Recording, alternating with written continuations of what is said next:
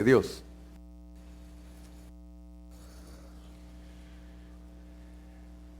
Estamos estudiando lo que es el reino de Dios. Y sabemos que respecto al reino, la palabra de Dios habla muchas cosas preciosas.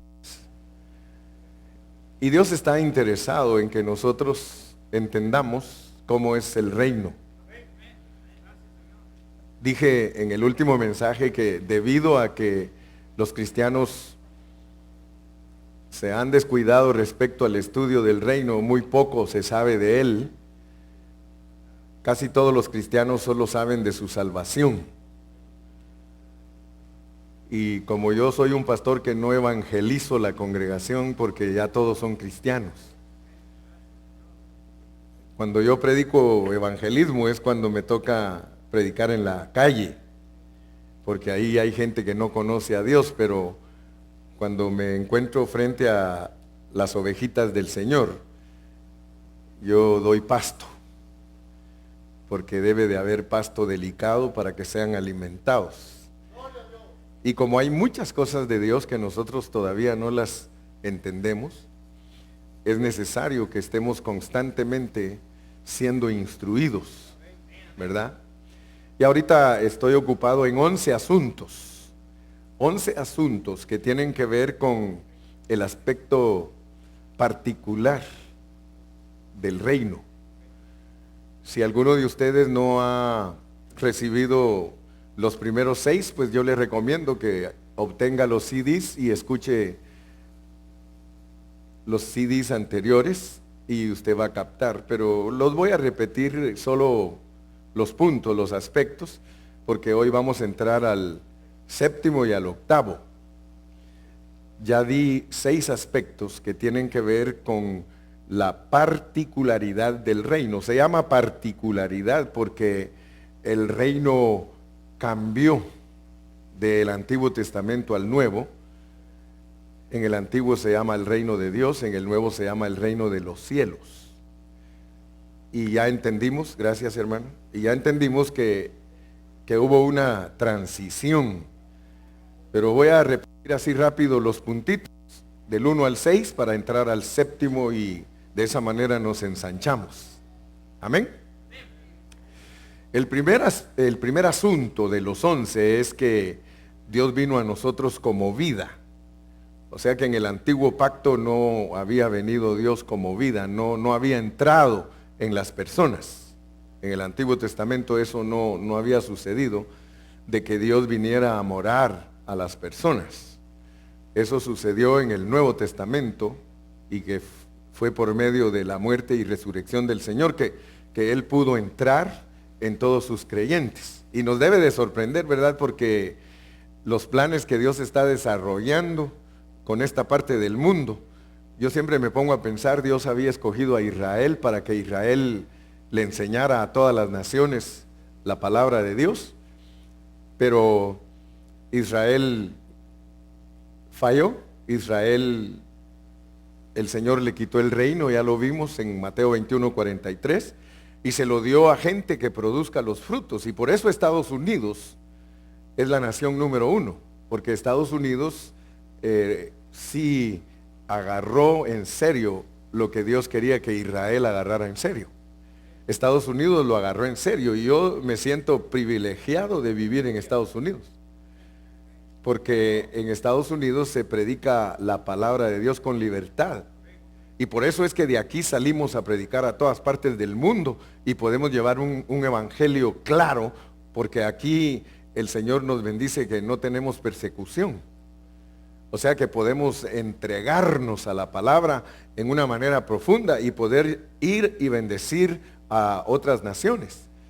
Pero creo con todo mi corazón que aunque Estados Unidos se ha ido degradando, de todas maneras todavía tiene una mayoría de cristianos y que por amor a nosotros el Señor permite que esta nación permanezca en pie. No vayan a creer que es por los presidentes o porque tienen buenos diplomáticos. No, Estados Unidos está en pie porque muchos de nosotros vivimos aquí, que somos el misterio de Dios. Amén. Un misterio que cuesta entenderlo porque imagínense ustedes, el Señor nos llama su reino. Vimos también que Dios cambió de forma, porque de un reino físico, de una ciudad o de una nación física, el Señor se torna a una nación espiritual.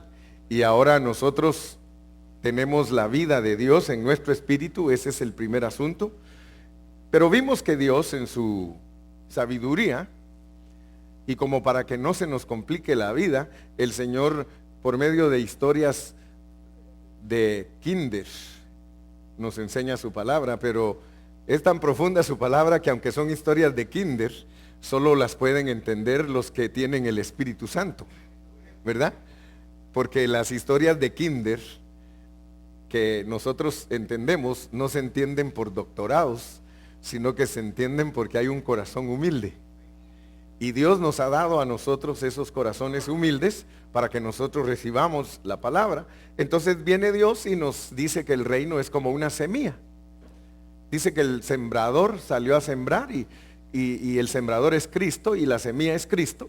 Y dice que salió a sembrar una semilla y ahí es donde ya tenemos que meternos al pensamiento de Dios, porque si no nos metemos al pensamiento de Dios, aunque estemos años de años aquí, no nos vamos a graduar. Y nos vamos a graduar de historias de kinder, pero que tienen un significado profundo. O sea que cuando nosotros nos metemos al pensamiento de Dios y empezamos a ver el granito que se siembra, ese granito se llama reino, esa semilla se llama reino y es Cristo, es sembrado en nosotros como semilla y que tiene que crecer en nosotros. Entonces tenemos que meternos a la idea de una siembra. Nos tenemos que meter a la idea de que hay algo en nosotros que es sembrado y está creciendo. Y también entendimos en el tercer asunto que esa semilla tiene una realidad y que la realidad de la semilla es la vida y naturaleza del Dios invisible. Porque tenemos un Dios invisible que tiene una vida y naturaleza. Claro que Él se encarnó y un día vino en la persona de Cristo y nos mostró lo que es esa vida y naturaleza porque Cristo la vivió. Amén.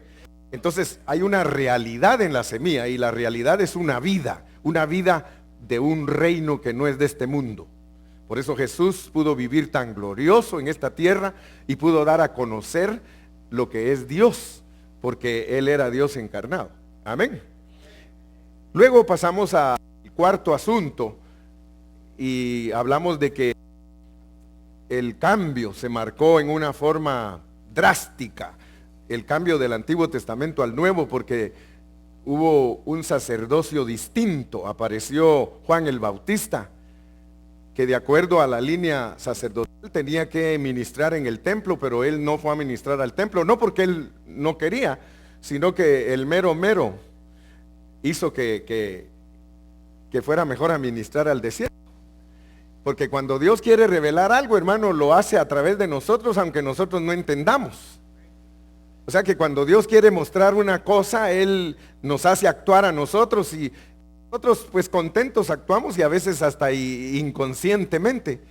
Porque yo me imagino que Juan el Bautista, movido por Dios para ir al desierto, quizá no entendía totalmente lo que estaba pasando, pero había algo dentro de él que le decía, vete al desierto en vez de que se fuera al templo. ¿Verdad? Porque cuando Dios lo dirige a uno, imagínese usted, que Dios lo dirija a usted y usted dice, como dijo la hermana en esta mañana, dijo, a veces no tengo ganas de ir a la iglesia, dice, pero pienso en el rato y ya se me pasó, dice. O sea que nosotros oramos por el Espíritu Santo, porque por eso oramos. Yo cuando voy a hablar, yo oro y yo sé que es el Espíritu Santo el que va a hablar a través de mí. Entonces Dios nos dirige y le dice a Juan el Bautista que se vaya al desierto.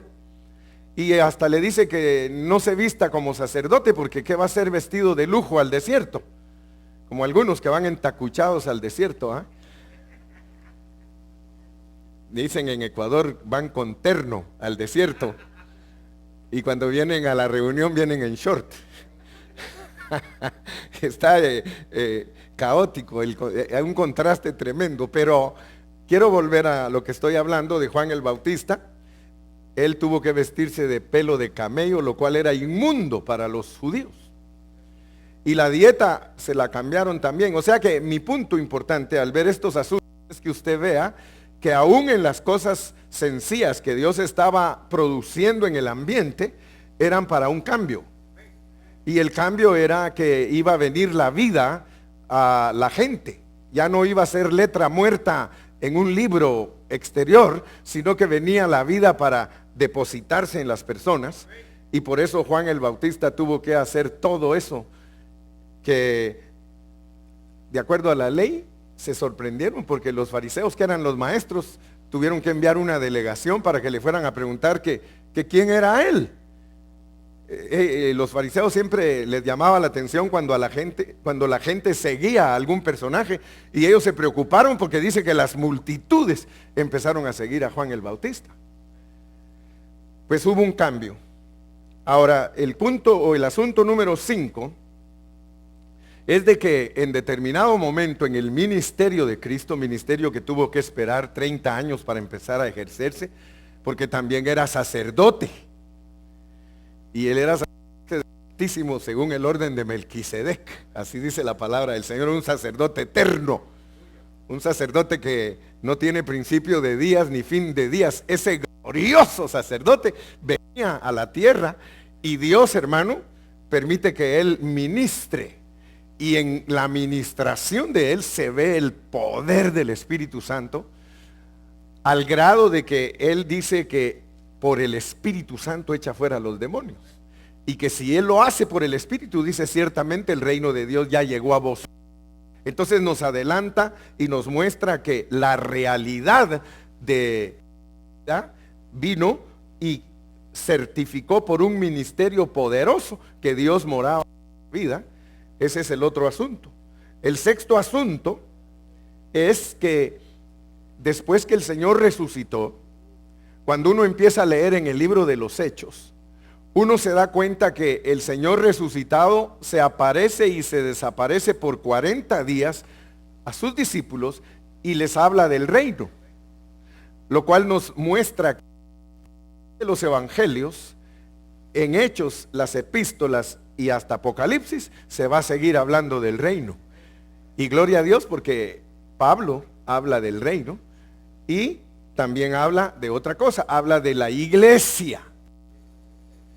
Ahora, no nos da tiempo en un solo mensaje decir tantas cosas gloriosas que el Señor está haciendo, ¿verdad? Pero cuando hablamos de la iglesia, si ustedes se recuerdan,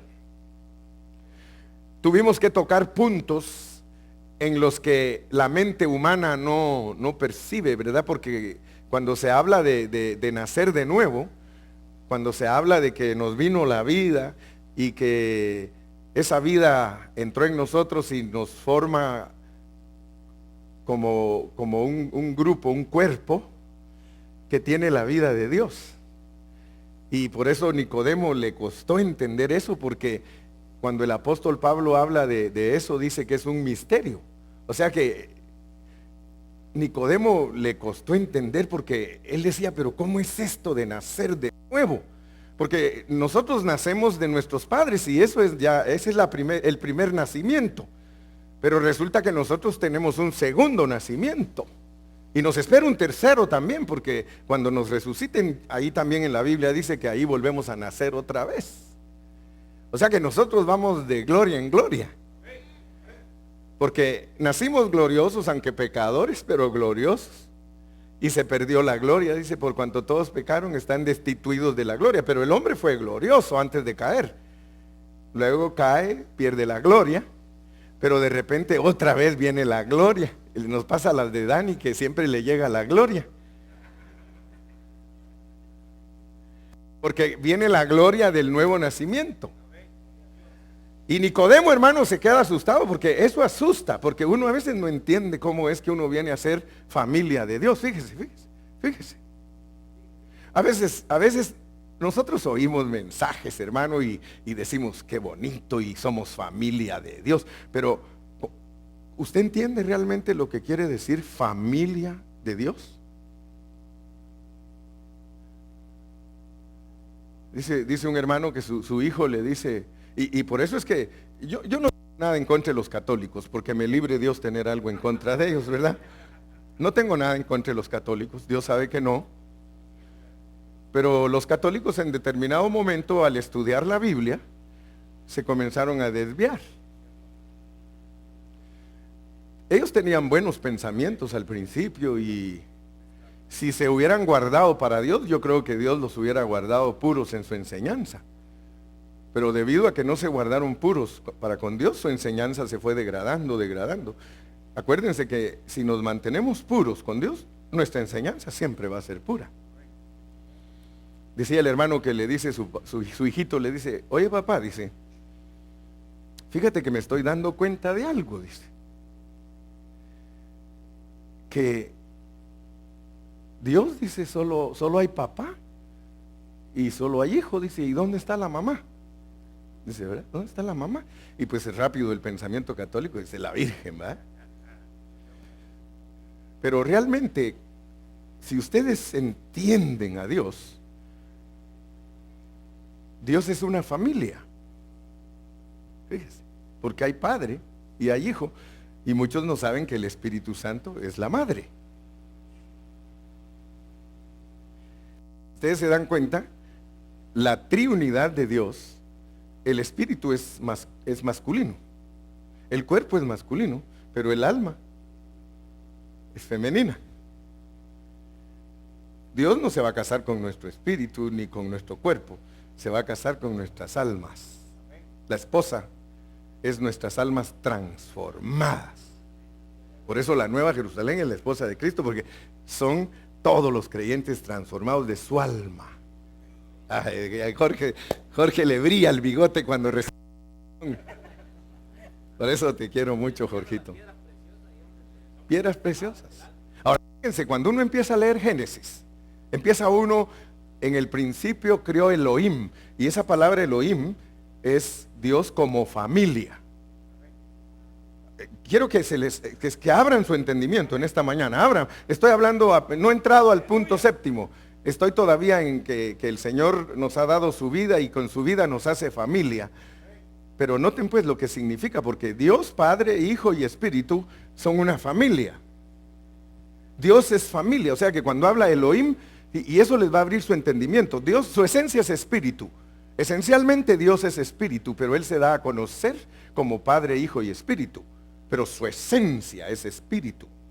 Pero cuando Él se da a conocer como Padre, Hijo y Espíritu, está diciendo, hagamos al hombre, porque es una familia.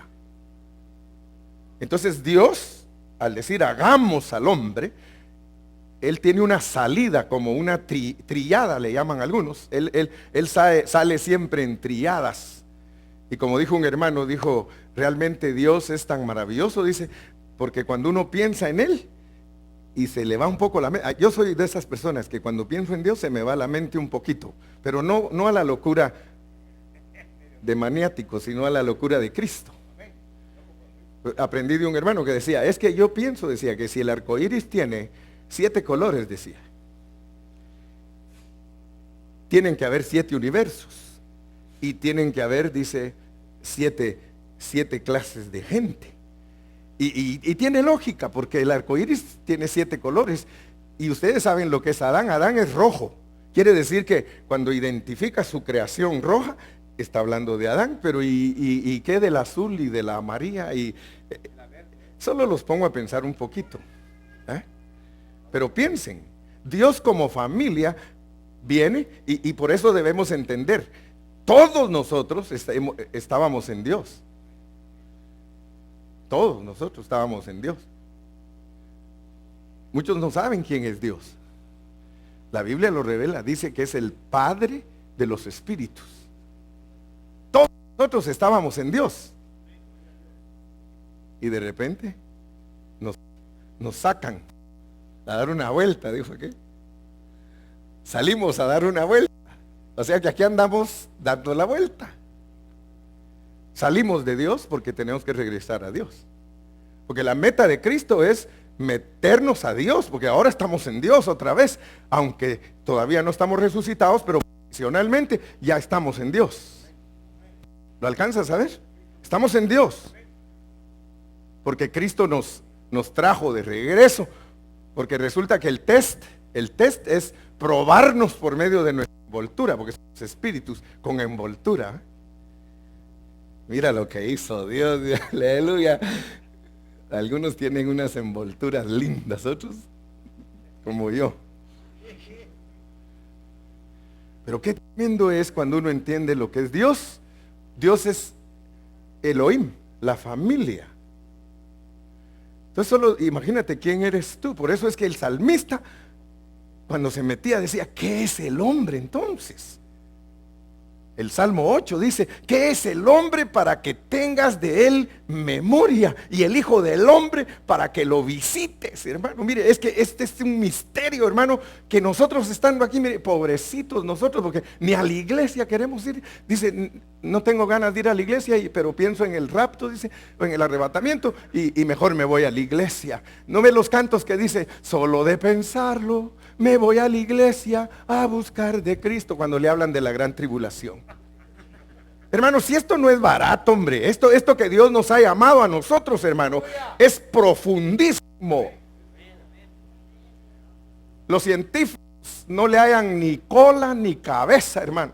Ellos estudian la arqueología, ellos estudian, hermano, la tierra, las piedras, las plantas, los animales en extinción. Ellos y no le encuentran, hermano, porque de la única manera que uno le encuentra es cuando uno tiene el Espíritu Santo. De la única manera que usted puede encontrar cabeza y cola del propósito divino es cuando usted es una persona de ese propósito. Dele palmas al Señor, hermano, aleluya.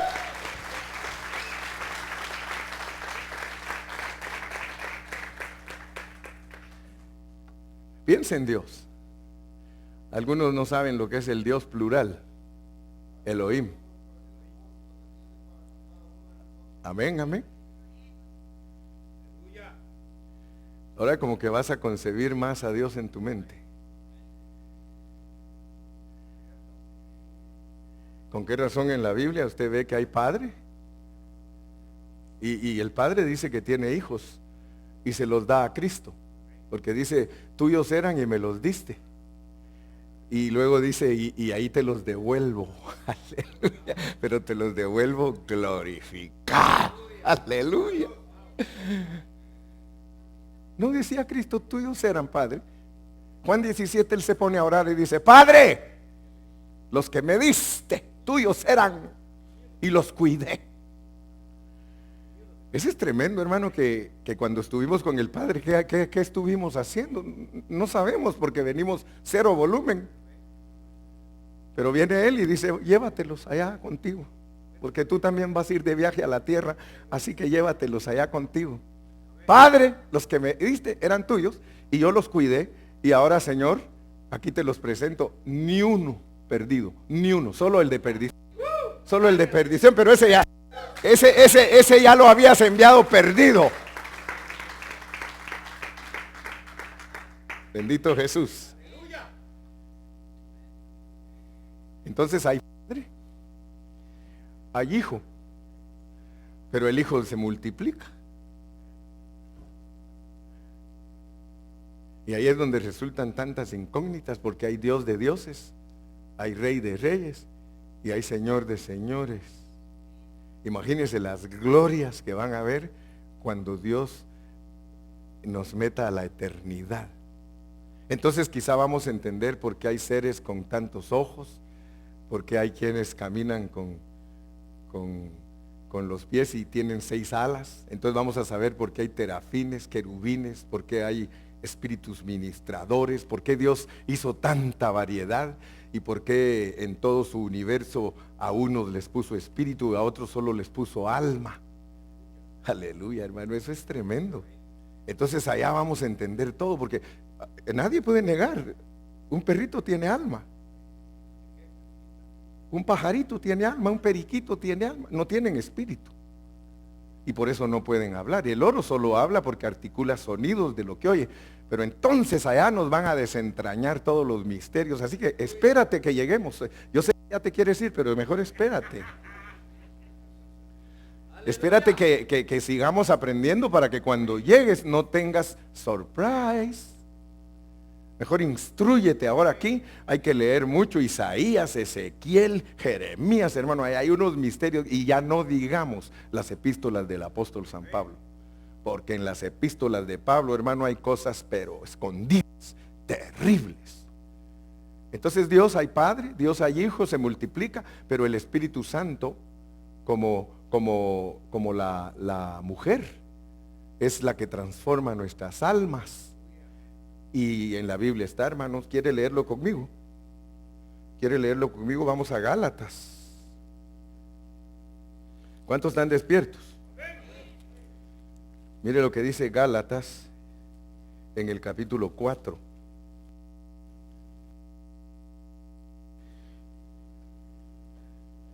Y versículo 26. Cuando lo tengan me dicen amén. Mas la Jerusalén de arriba, ¿la cual es qué? Entonces en este asunto de la familia de Dios no digamos que no hay madre. Hay madre. ¿Sí o no? Está el papá, la mamá y el hijo. Y nos meten a nosotros como millones de hijos. Esa es la familia de Dios.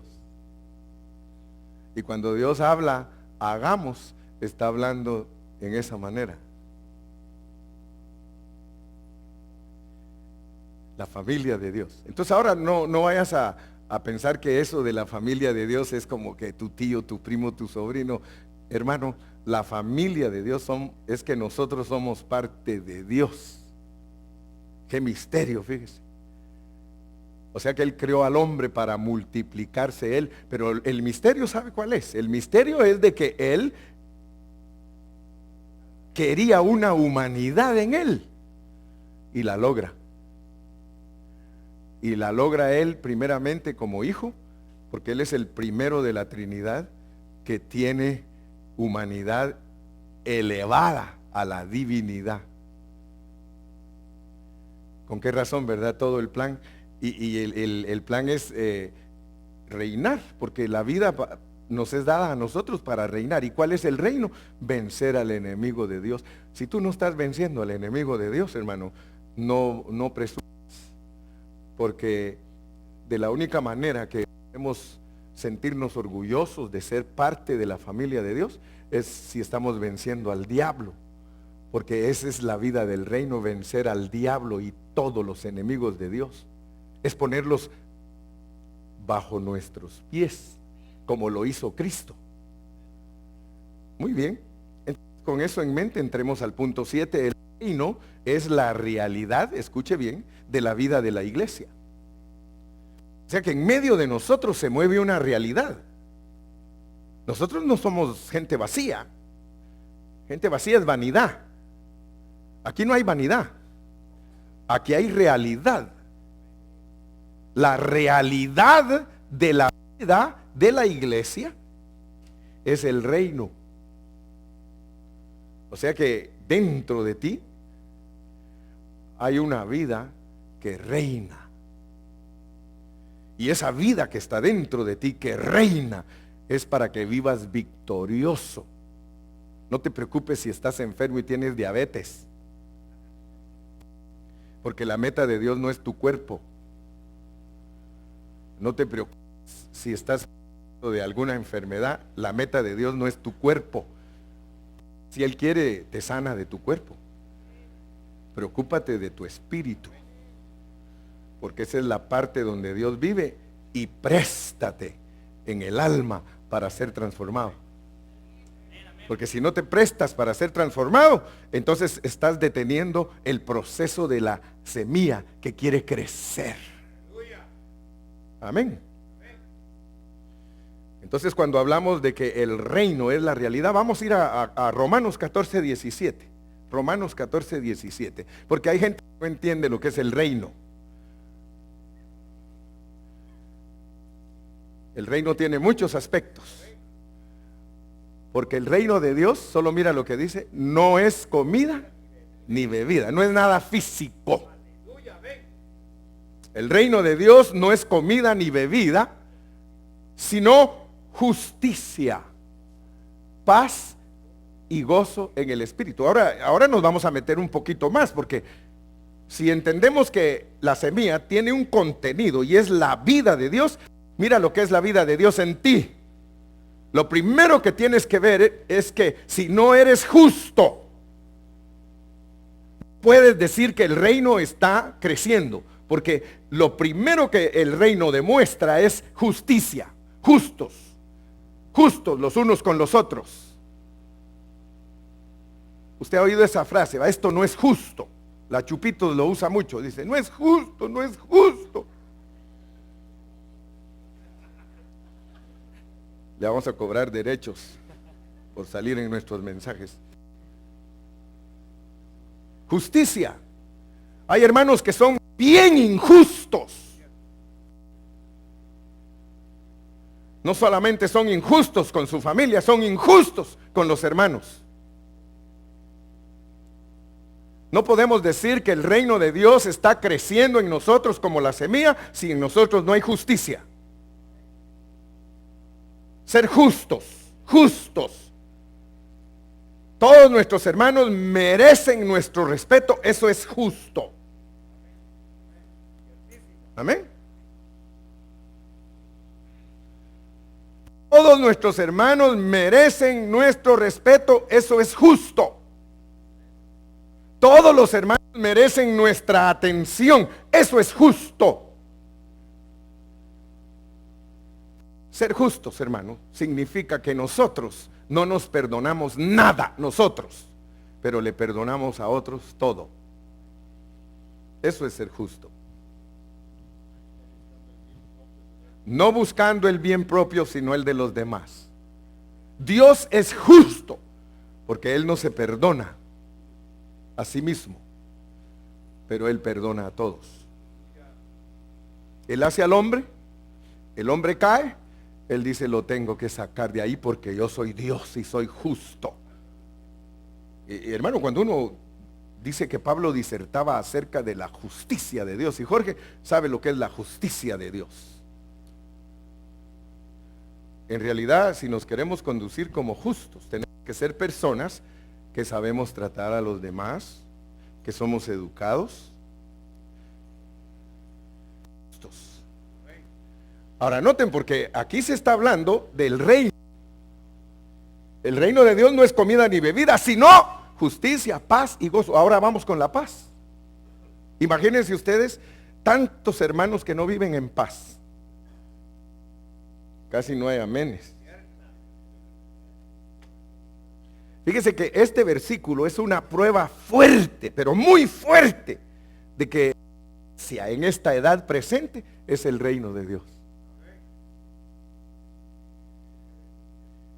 O sea que, como nos dice el hermano Ramón, si nosotros somos justos y nosotros tenemos paz, no hay razón, así dijo aquel, que no nos gocemos.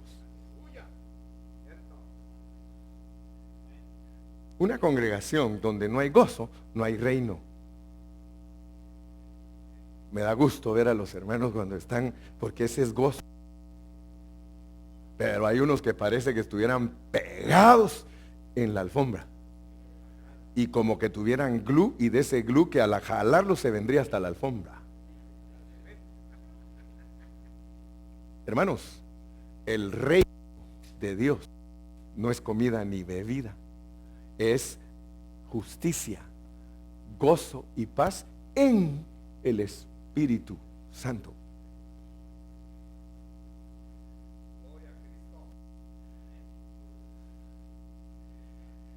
En este versículo Pablo no dice que será, ¿verdad que no dice que el reino de Dios será, hermano? Es, porque el reino de Dios no es comida ni bebida, sino justicia, paz y gozo en el Espíritu Santo. Así que por favor no se asombre cuando mira a alguien que está brincando, porque está contento, porque es justo. Los justos se alegrarán. Ya empieza a dejar esa vejez, hermano, esa vejez espiritual. Empieza a dejarla, hermano. Mire, a veces hay algunos que yo los miro que se les pega una vejez espiritual, hermano. Terrible, hermano. Están los cantos y mire, están hasta medio encorvados. Si cuando nosotros entendemos, hermano, lo que es el reino de Dios, nosotros empezamos a sonreír, hermano. Porque hay muchos hermanos que no tienen gozo. A mí no me puede decir alguien bien serio, fíjate vos que tengo gozo. ¿Y cómo estás, hermano? Aquí gozándome. No. ¿Cómo estás? Con gozo, mi amado. Bendito sea. Que, hermano, ¿cómo va a ser posible? ¿Cómo vamos a hablar del reino si no sabemos lo que es el reino? El reino es justicia, gozo y paz. Paz y gozo. Yo tengo gozo en mi alma. Gozo en mi alma. Gozo en mi alma y en mi ser. Es como río de agua viva. Río de agua viva. Río de agua viva en mi ser. Fíjese, a veces a lo mejor hasta se peleó la Carolina con Ramón, pero cuando llega él aquí es liberado. Mire, a veces yo observo, porque eso sí tengo, ¿verdad? Que soy observador, no chismoso. Ni tampoco me gusta hablar mal de los hermanos, porque yo he aprendido que yo tengo que lavarle los pies a mis amados. Y ojalá un día vamos a predicar acerca del significado de los pies. Pero quiero que usted se dé cuenta, cuando se baja Ramón y no sé cómo le hace, así le hace, ¿va? Y algunos solo se le quedan viendo. En vez de unirse al gozo de él, solo lo ven. Porque hay algunos que solo vienen a ver y no pasa nada en ellos, porque han entendido que el reino de Dios es justicia, paz y gozo. Y su reino se establece en la alabanza. Si el reino ha llegado, maravillas y prodigios ha mostrado. Esa es la versión mía porque desentonado, ¿eh? Pero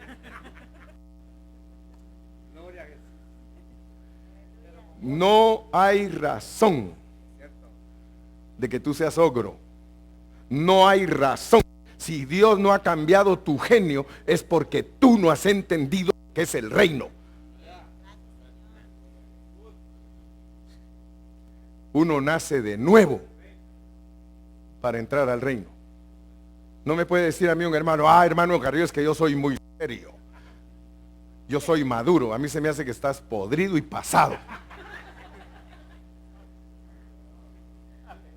Porque una persona que es madura tiene gozo. Yo les mandé en el Facebook les mandé uno donde les dije que los inmaduros son rencorosos. Una persona que no es madura es rencorosa, no perdona a nadie. En vez de no perdonarse él, no perdona a nadie. El reino, pues ojalá que captemos la realidad del reino. La realidad en la vida de la iglesia es el reino. Si eso no hay en nosotros, hermano, ¿qué estamos haciendo? Estamos atrasando el proceso de Dios. Tú tienes que ser una persona que tiene paz, que tiene gozo y que es justa. Amén. Es más, esto que te estoy diciendo es por tu bien. Te vas a sanar de las enfermedades físicas, porque esto sana de las enfermedades físicas. Uno que siempre está así, mire, aleluya, gloria a Dios, le miden la presión, la tiene buena. Uno que siempre está alegre y contento, le miden el colesterol, más bajito que los que están serios. Porque puede ser que tenga un poquito de colesterol porque no se cuida en la comida. Pero una persona que tiene buen carácter, hermano, es una persona que se mantiene sana mentalmente y sana físicamente. ¿Sí? Ya no digamos si toma Herbalife. Aleluya. Dele palmas al Señor, a su nombre. A su nombre.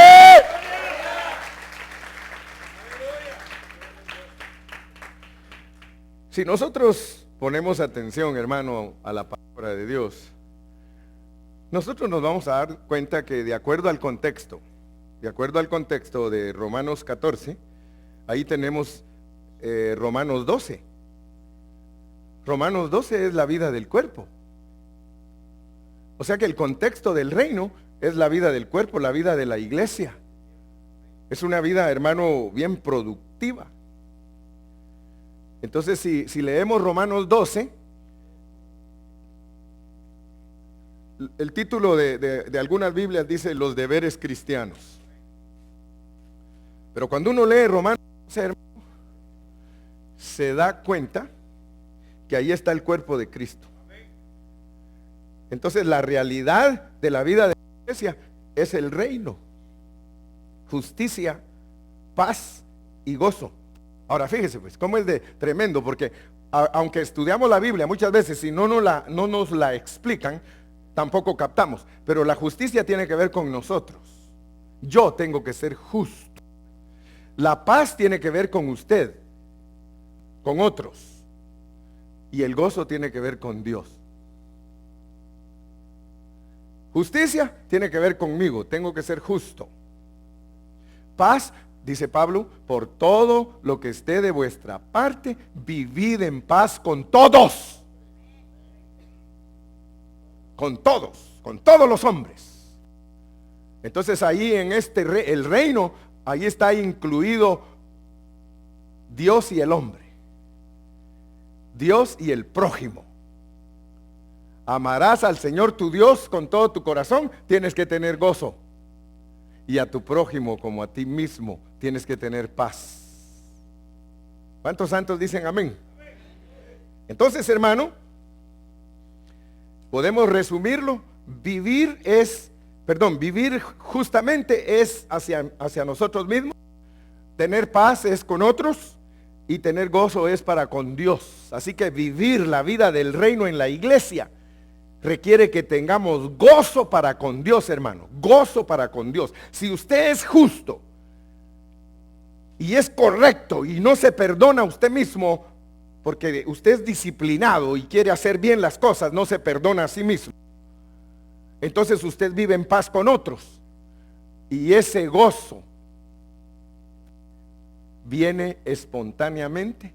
Usted está bien arregladito con Dios, porque amarás al Señor tu Dios con todo tu corazón y a tu prójimo como a ti mismo. Y esos son los 2 mandamientos en los que se resume toda la ley. Entonces no puedo venir danzando si me peleé con mi mujer, porque hay muchos que sí hacen eso.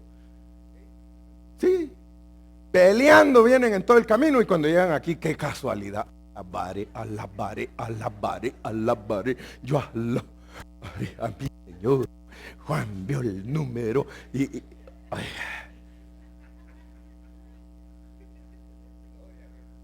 una gritada que le dio a la pobre mujer. Y qué casualidad que en la noche, oh, te amo Jesús, te amo a matar.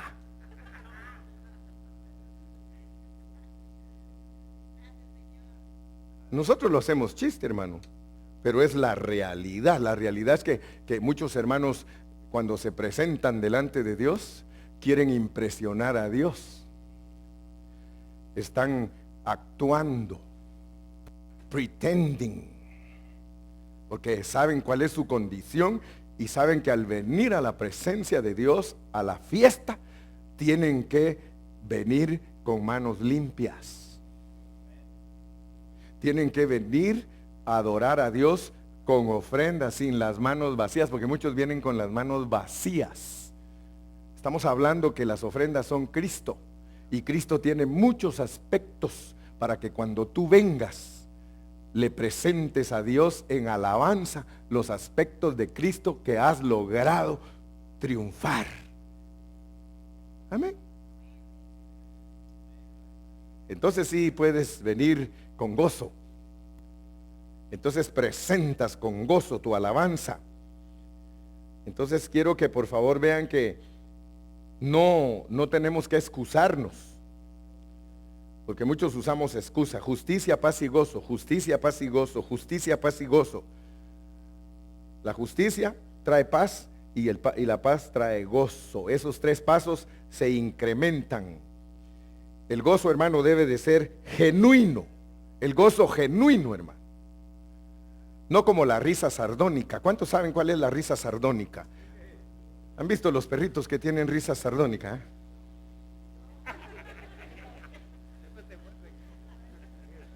Así se llama eso, en la risa sardónica. Son animalitos que de risa. Pero cuidadito, porque están así como que están riendo y usted se acerca y... Así hay muchos hermanos con risa sardónica, ¿no? Cuidadito, se les acerca a alguien porque esa risa se vuelve mordida. Entonces, hermano, justicia, paz y gozo.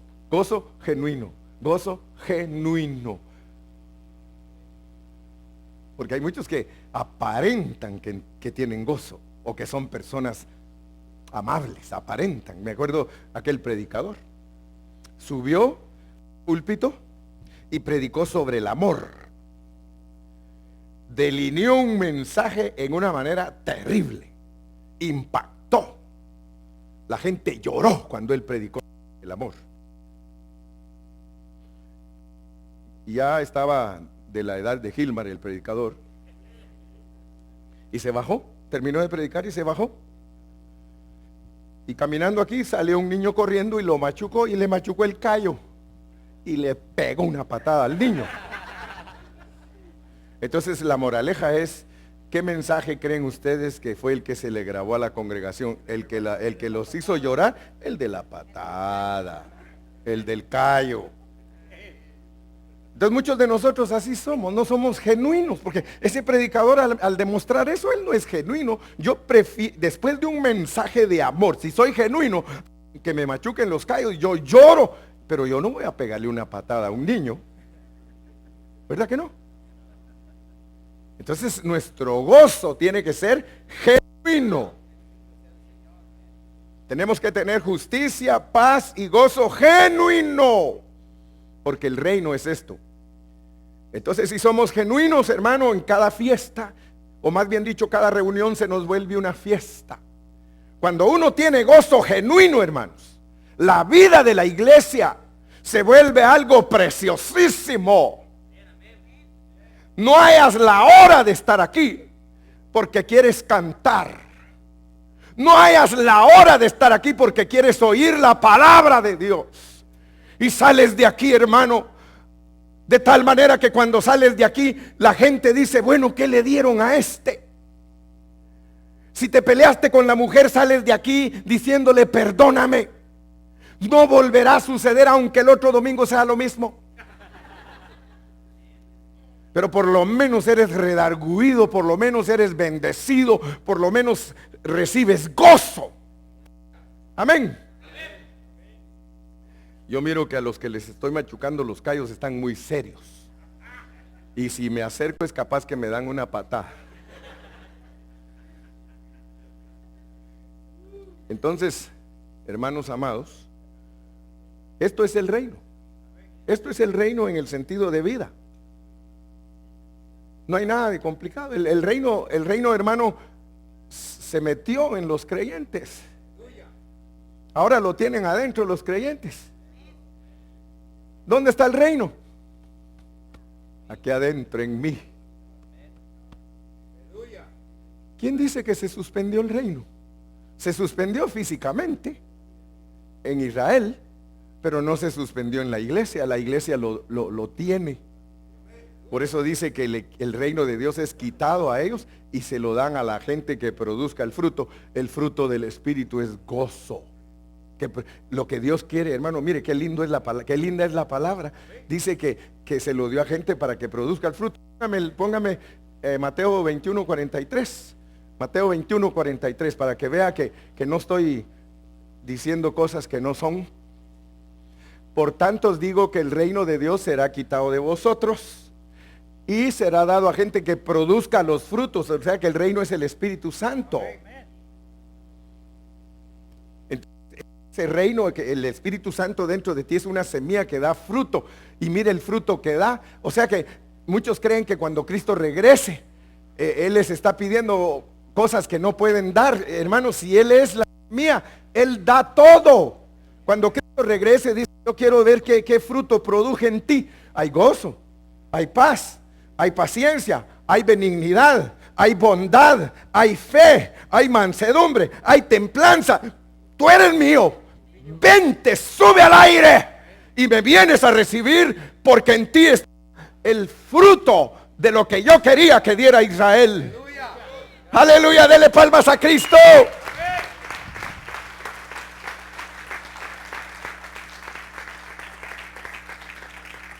Cayetano, estás allá acostado, como dijo aquella canción, me estás